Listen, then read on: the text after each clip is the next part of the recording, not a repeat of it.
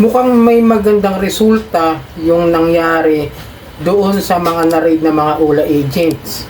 Dahil nga sa ikukulong na sila, kailangan pa nila magbayad ng 250,000 para sa piyansa lamang o sa pansamantalang kalayaan. At dahil sa nangyaring yun, may mga ilang OLA agent na.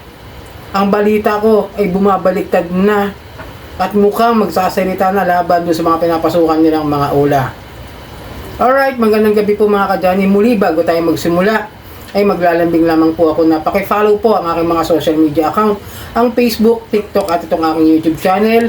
Paki-like na rin po, share at hit nyo na yung notification bell para updated po kayo sa mga videos na ginagawa natin dito about sa usapang online lending apps. Ayun nga sa sinabi ko sa una, good news, may magandang resulta dito sa mga abusadong OLA.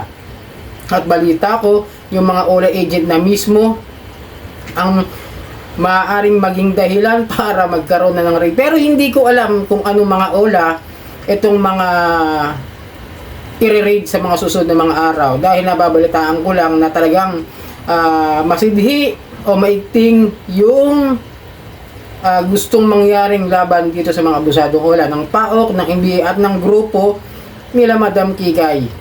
At yun nga, nag-post si Ma'am Kikay, credit sa lahat at salute sa mga ginagawa niya para tulungan yung mga biktima ng OLA. Pero payo lang din po sa mga biktima ng OLA at masasabi ko lang, wag po nating lahatin yung mga lending companies ha. Kasi yung iba sa sobrang emotion, gusto lahatin i-raid.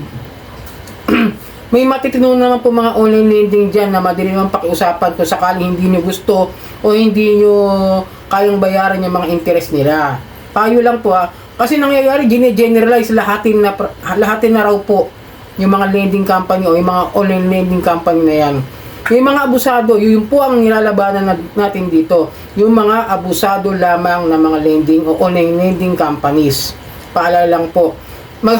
Maawa rin naman kayo sa nagnenegosyo na nagpapautang na maayos naman kausap. Example, si Tala, si Bill Is, di ba? Yung iba dyan, yung Juanhen, alam ko mababa naman ng interest no, pasok naman sa 15% per month.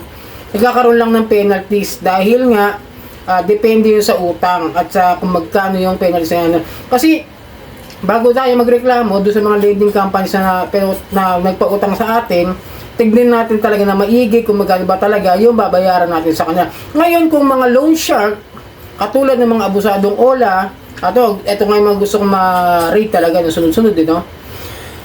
Yung moka-moka na kung saan rebook nga, di ba? Tapos pinipilit ng mga agent na naniningil na okay na lisensya nila, pero pag tinignan mo sa SEC, wala sila sa list ng registered online lending platform. Etong mga UPESO na kung saan may kaso sa korte, di ba? Yung iba dyan, may nakita pa ako yung pautang peso, nakikita ko pa rin sa Play Store o sa ibang website na nag-ooperate pa rin sila at patuloy pa rin sa mga ginagawa nilang pagbabiolate sa mga karapatan ng mga kliyente nila. Diba? Yun lang naman po ang nilalabanan natin dito. Hindi yung mga matitinong mga online lending apps. Kahit naman si Ma'am Kikay, alam naman kung ano yung mga matitinong online lending apps dyan na maaasahan naman. At kung may problema, pwede naman kausapin. Kaya nga, ang nilalabanan lang ay yung mga abusado. At hindi naman yung mga maayos. Kaya nga yung 114, yung tingin ko, lahat yung nakalista sa SEC. Pero lahat naman yung for under investigation. Ngayon, kung matino naman yung mga OLA na under surveillance o iniimbestigahan, hindi naman masasama yun. Kaya kung may utang kayo sa Billy, sa Tala, sa Juanhan, huwag nyo namang idamay. Nakikiusap lang din po ako sa inyo. Sabi nga, nakikita ko sa comment section, lahatin Yan ang pinakaugaling na ayaw ko. Yung gine-generalize, parang tao lang po yan. Hindi lahat ng tao masama. Hindi lahat ng tao mabuti. Ang labanan lang natin yung mga abuso, yung mga pang-aabuso. Diba? Yun lang naman. Napakasimple lang. Pero, siyempre, kasama ako sa mga natutuwa kapag ganito yung mga naririnig kong balita. Tulad yung mga agent ngayon, na sila na yung nakikipag-usap siguro dito sa mga otoridad, dito sa mga ahensya ng gobyerno. Siyempre, ikaw ba naman, narinig mo, tutuluyan na ngayon. Hinihintay na lang yung commitment ng korte na kung saan kailan sila ililipat sa BJMP. Ibig sabihin nun, oblo na ang kasunod nun. Dahil hindi sila nakapagpiyansa. Bigay mo 250,000. Di ba, saan ka kukuha ng pambayad? Kaya nga, kalahatiin mo yun, saan ka pa kukuha ng pang dagdag doon sa kalahati na ibinigay nung employer, na itutulong ng employer. So, nasaan na yung employer, yung boss nila? Asa mo, sa ibang bansa, sino kumakausap? Yung abogado. Di ko alam kung may sarili silang abogado dyan o kinuha lang nila sa public authority's office o kung saan ng law firm. Hindi ako sure kung saan nila naanuhan niya, no? Basta narinig ko lang, mayroong abogado na nagmo-motion at tumaapila para doon sa mga empleyado nila na nakasama dito sa raid na naganap sa Makati. Dito sa credit cash at sa peso wallet, okay? At yun nga man, yung credit cash at yung peso wallet still operating. Naniningil. At kayo naman nandiyan sa mga work from home o kung nasa mga ibang establishmento nila, mag-isip na rin kayo. Dahil matutuluyan na yung mga kasama nyo sa trabaho dahil sa kumpanya na yan. Alahan nyo, yung mga magulang umiyak na, nagmamakaawa. Pero syempre, batas is batas. May nilabag sila. Meron silang mga ginawang hindi karapat-dapat. At yung 14 pa na bumaliktad din, magdidiin doon sa mga kasama nila. Malamang doon yung mga magdidiin, yung mga matatagal na talaga eh. Tingin ko itong 40 na ito, mga baguhan lang talaga dyan. At napilitan magtrabaho. Kasi nga, ang sabi is pinipilit at may ginagawang hindi maganda, parang sa pilitan at tinatakot dahil siyempre nakapasok ka na sa kanilang operasyon eh.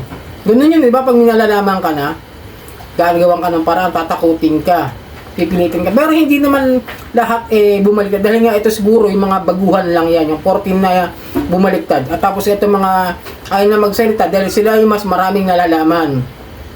Siyempre, kinakakabahan na, tatakutin din yung mga yan, no? Mga taong involved doon. Maaring ganun. O kaya maaring natatakot para sa mga mahal nila sa buhay kaya ayaw nila magsalita. Diba? Gawin lang kasimple yun eh. Pero tandaan ninyo, no? May mga susunod pang mga mararaid. Ito naman sasabihin ko sa mga susunod mga mararaid na ang tingin ko lang is hulaan ko lang ha. Baka pa sa inisip, maaring moka-moka. Support loan, bene. Diba? Yun ang mga naiisip ko na talagang malulupit sa harassments ngayon. Itong yung peso, yung pera for you, pera lending, loan mo to, ano ba yung ano. Tapos yung isa yung medyo nawala sa isip ko, yung okay peso, yun. Medyo marami ring reklamo at saka yung pera mo. Ang daming ola dyan na talagang at as in talagang abusado. Then yung mga interest naman, kung problema niya yung mga interest, hindi ako sure kung excuse me, kung pwede silang i-raid, kung interest lang naman ang problema pero hindi naman nanghaharas or either hindi naman nananakot. Kung interest ang problema sa SEC, yan dapat pailan ng complaint at makipag-usap din kayo doon sa lending company kung pwede bang babaan ng susundin sa ceiling of interest rate na ipinataw ng SEC at ng BSP, yung Bangko Sentral ng Pilipinas. Kasi may karapatan naman tayong magsabi. May karapatan tayong makapag-coordinate doon sa mga OLA na medyo mataas talaga interest. Tulad ng doon yung Digido, di ba? Ang dami complaint niya sa taas ng interest, talagang ibabaong ka sa sa utang niya. Pero kami, nang naranasan namin yung Digido, binayaran na lang namin. Hindi ko rin alam na pwede naman para sila mag-offer ng principal amount. Pero yung sa akin, talaga hindi ko na binayaran dahil sobra-sobra na naibayad ko. Yun lang po, may papayo ko sa inyo. Sa SEC na lang po magpalim na complaint. Ngayon, kung may harassment man na ginawa talaga, isama nyo na sa NBI o sa PAOK yung pag-file ng complaint. Punta lang po tayo sa mga opisina nila, maaring dyan sa NBI Anti-Cybercrime o sa PAOK. Meron dyan sa Camp Crame sa loob ko, meron silang opisina dyan. O kaya sa PNP Anti-Cybercrime. So yun, sana mga nakatulong yung video ito ngayong gabi. At muli, maglalambing lang po ako sa inyo na pakipollow po ang aking mga social media account, ang Facebook, TikTok at itong aking YouTube channel. Maraming pong salamat. Hanggang sa muli.